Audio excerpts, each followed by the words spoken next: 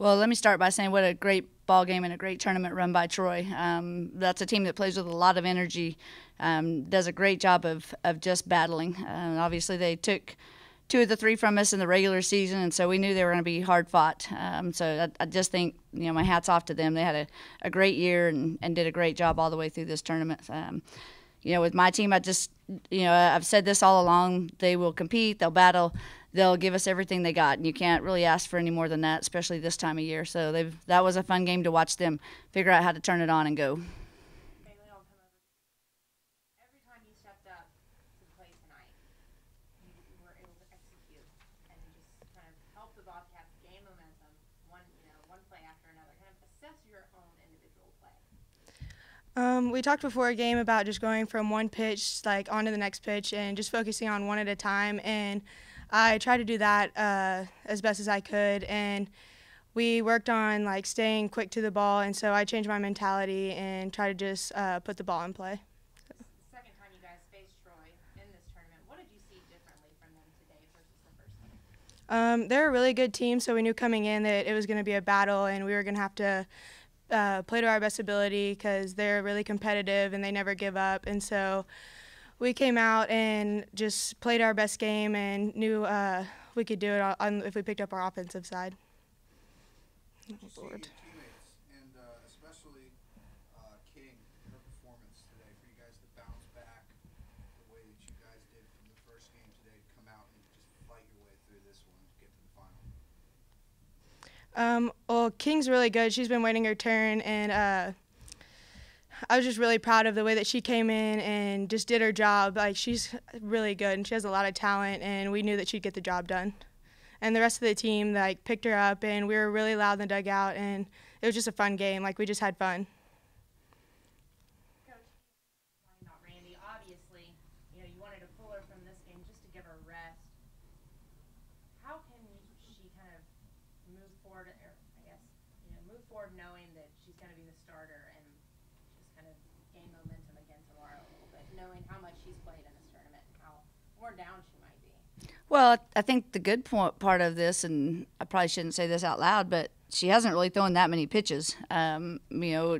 She threw 75 pitches this morning only in that ball game, and yesterday she didn't get to 100. Today she didn't get to 100 in this ball game. So for her, and I know I sound a little crazy when I say this, but for her, she still hasn't really thrown a lot of pitches, what she's capable of throwing in a weekend. So that's the good part. And so you could go back to the question the other night about, is the bye, good thing? At this point, it's a really good thing, because you get to a championship game with a kid that's, used to throwing this many pitches a weekend. And so there's not a better competitor in my mind than that kid. And she'll be waiting for me to hand her the ball tomorrow. Obviously, Raging Cajuns, a team that you've faced multiple times in this title game. What can you expect from them tomorrow? Well, I think the same thing that we've seen from them all weekend. They're going to be scrappy. They're going to find a way to put the ball in play and try to find a way to make things happen. What we have to do is we have to find a way to hit their pitching.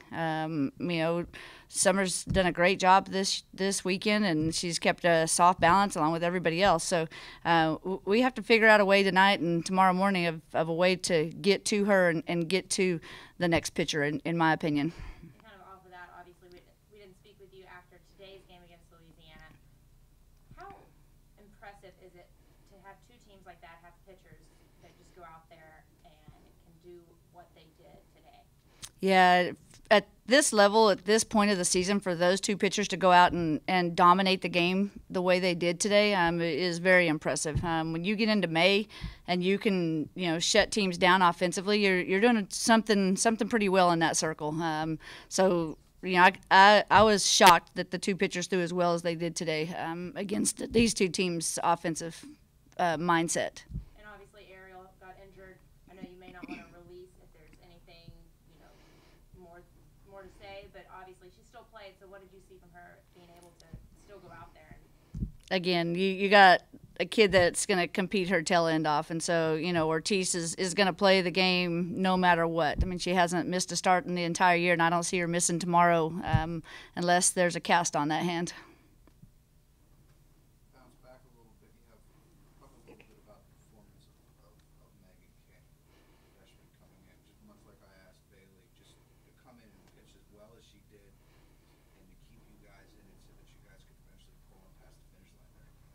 But I'll tell you, I can't wait to see the future for that young lady. She's struggled through the ups and downs of her freshman year, and so, to come in this spot and this moment and do what she did today was huge.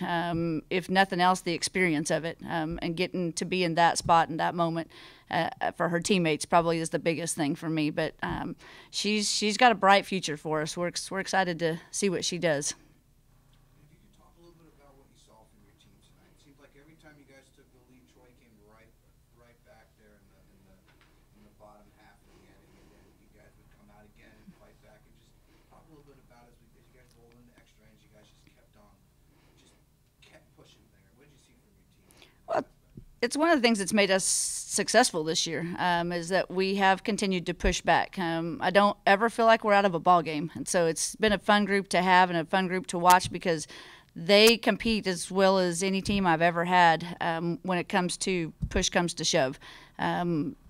Half the battle is getting them to believe, but once they really buy in and believe that they're pretty good, they can compete with just about anybody in any situation. So we feel like if the score is close at the end of the game, we have a chance to win a ball game.